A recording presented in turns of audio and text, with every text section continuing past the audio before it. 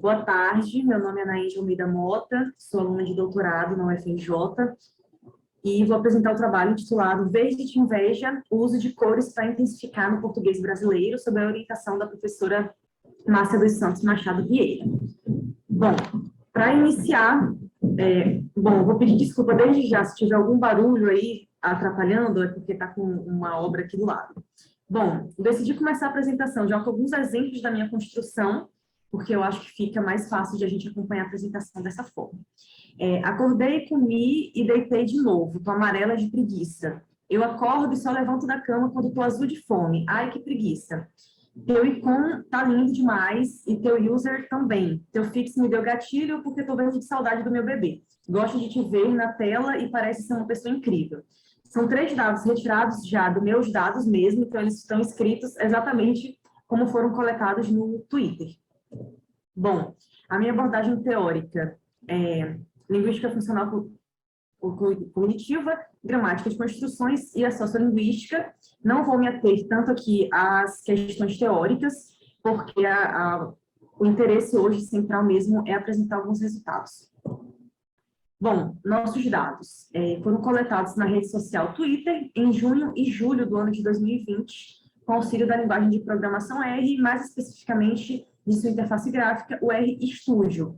Então, foram coletados aí. A intenção era coletar 1000 dados de cada de cada uma das variantes, de todas as cores, no feminino e no masculino, imediatamente acompanhadas aí na posição posterior da preposição de. Só que o RStudio gratuito tem um limite de coletar dados de apenas uma semana.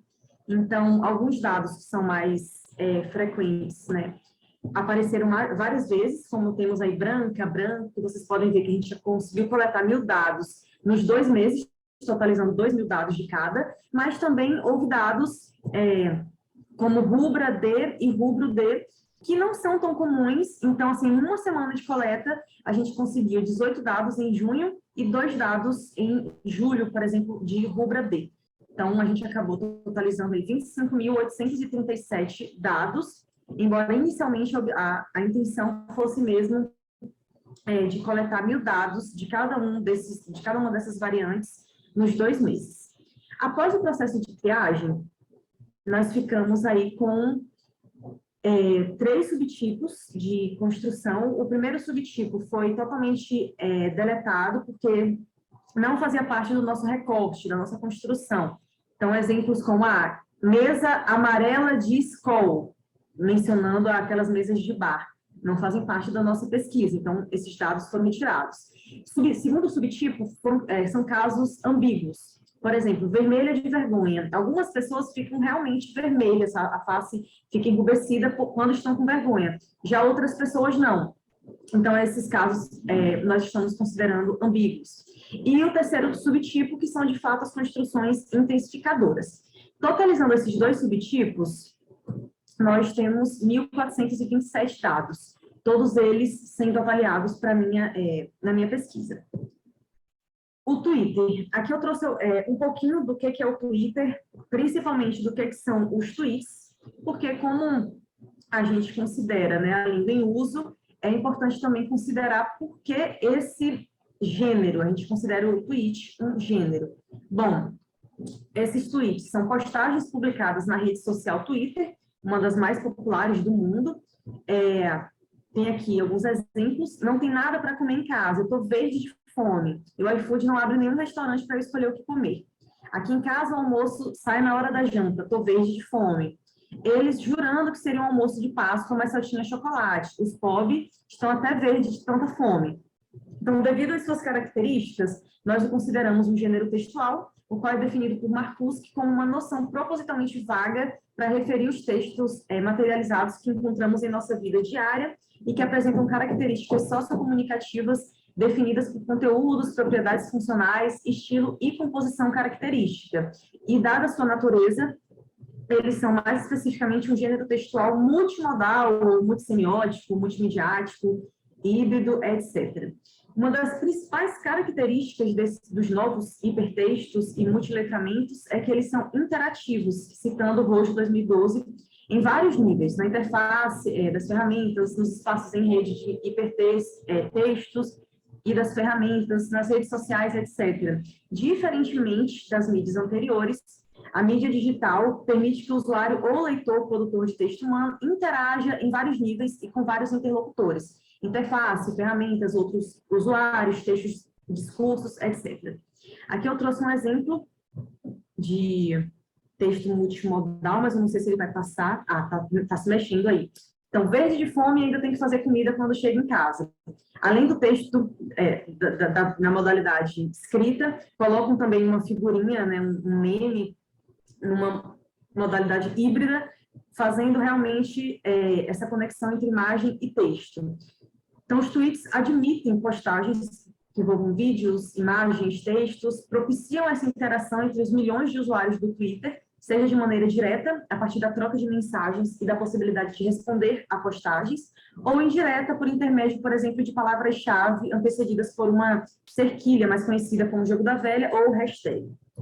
Bom, há vantagens e desvantagens. Algumas desvantagens de utilizar o Twitter como o lugar de onde a gente tira os nossos dados.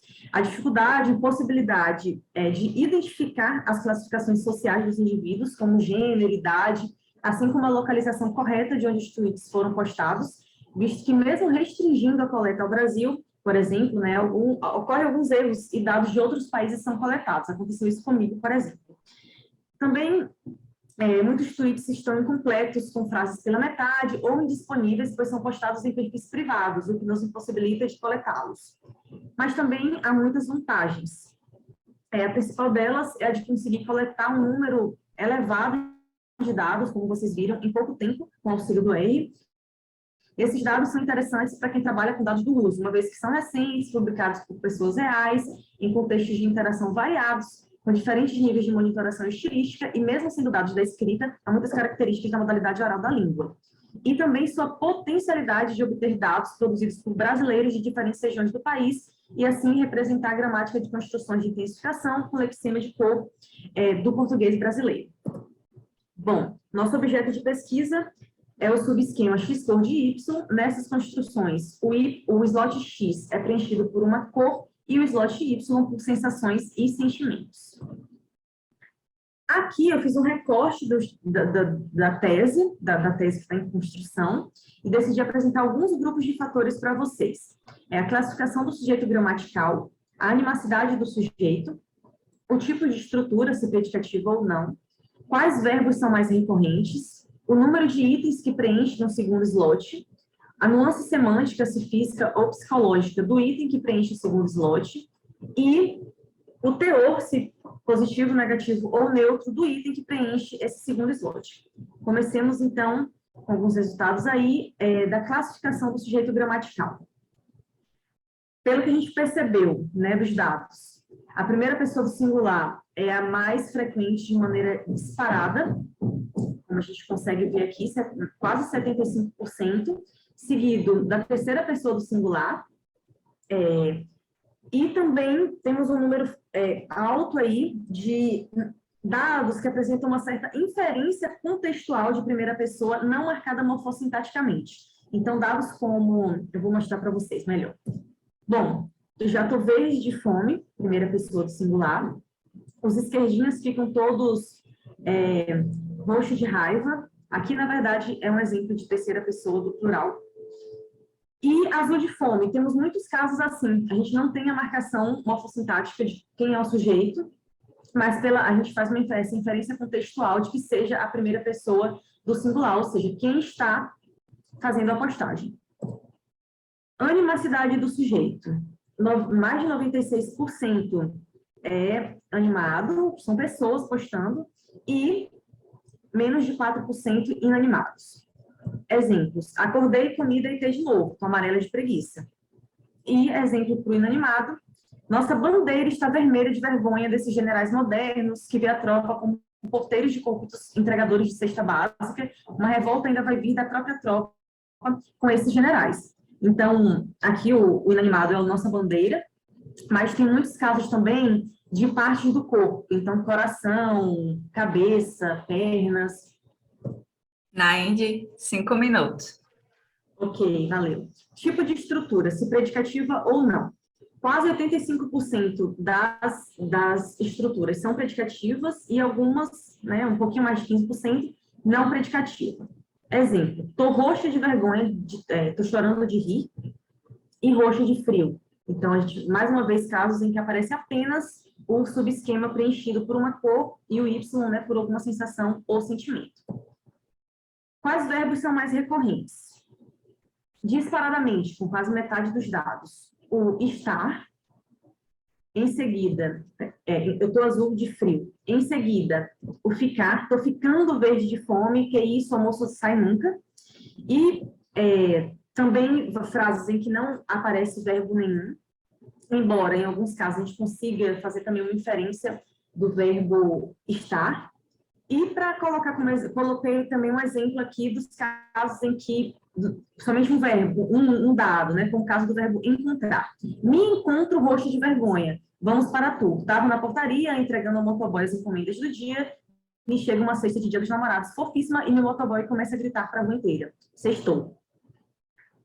Bom, número de itens que preenchem o segundo slot. 99,15% dos dados tem o segundo item preenchido por apenas um slot, por apenas um item, perdão. Nossa, estou azul de fome. E alguns dados têm o segundo slot preenchido por dois elementos, dois itens. Azul de tristeza e melancolia. Aqui eu coloquei todas os 12 dados em que aparecem mais de um item preenchendo o slot Y. Então, a gente tem fome, dor de cabeça, ódio e vergonha alheia, raiva e vergonha, enfim. Nuance semântica física ou psicológica do item que preenche o segundo slot. Temos aí quase 67% de dados em que o segundo item tem uma nuance psicológica. Socorro, minha mãe está falando de sapatão perto de mim, eu já estou nervosa de vergonha. E também dados, número considerável de dados em que o item é de uma nuance semântica física. Eu já estou amarela de tanta fome. E alguns dados aí, esses outros dados são dos casos em que aparece mais de um item preenchendo o segundo slot. Teor, positivo, negativo ou neutro do item que preenche o segundo slot. Positivo, nós temos 69 casos, um pouco menos de 5%. Hoje, pela primeira vez, vi meus avós dando um selinho. Gente, eu fiquei tão vermelha de tanto amor que senti na hora. Neutro, gente, eu fiquei vermelha de tímida assistindo isso. Essa discussão sobre o neutro ainda não foi finalizada.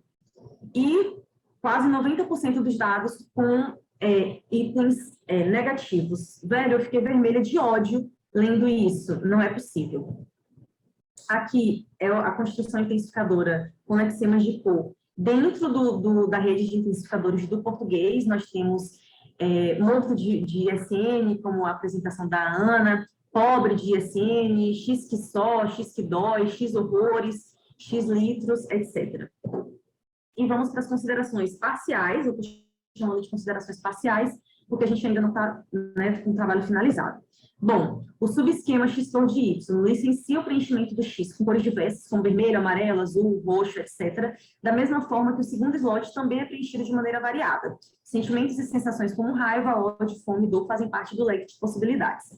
Dentre esses sentimentos e sensações, a maioria tem um teor negativo, sendo a presença de itens de valor positivo pouco comum. O subesquema X cor de Y é mais utilizado pela primeira pessoa do singular, mas também é utilizado de maneira expressiva pela terceira pessoa do singular e em dados com inferência contextual de primeira pessoa que não é marcada morfossintaticamente. Quanto à animacidade dos sujeitos, os resultados mostram que o subesquema X cor de Y é majoritariamente acompanhado por sujeitos animados. Os inanimados, por seu turno, costumam ser parte do corpo, coração, cabeça, pernas, etc. No tocante à predicação verbal, os resultados mostram que os construtos em que o subesquema X cor de Y aparece tendem a ter estrutura predicativa. Em diversas situações, no entanto, essa construção também é utilizada sem acompanhamento verbal, em que o verbo pode ser caracterizado como elíptico. Os verbos mais frequentes são estar e ficar, respectivamente, os quais, assim como os outros, contribuem para a representação de um processo de mudança ou para a conceptualização de estado, condição, propriedade. Alguns dados mostram o segundo slot do subesquema X por de Y sendo preenchido por 2 itens, porém ele costuma ser preenchido por apenas um. E as construções lexicais que preenchem o segundo slot têm predominantemente nossa semântica de perfil psicológico, embora itens de aspecto físico também ocorram com uma frequência considerável. Finalizando, o segundo slot, sendo ele de aspecto psicológico ou físico, inclina-se a um teor negativo, com alguns casos de itens com teor positivo ou neutro. E esses resultados contribuem para a análise tanto do subesquema X por de Y, quanto da rede de intensificadores do português, sobretudo brasileiro, né, rede na qual o subesquema mencionado está incluso. No final, ao olharmos para esse subesquema, observamos as relações sintático-semânticas, cognitivas e pragmáticas desencadeadas pelos falantes. Essas são as referências que foram mencionadas ao longo dos slides. E se você ficou com de curiosidade, quer saber mais, vocês podem acessar aí um artigo publicado por mim, pela professora Márcia, e também um que foi publicado por nós duas, junto com a Letícia Freitas Nunes. Obrigada.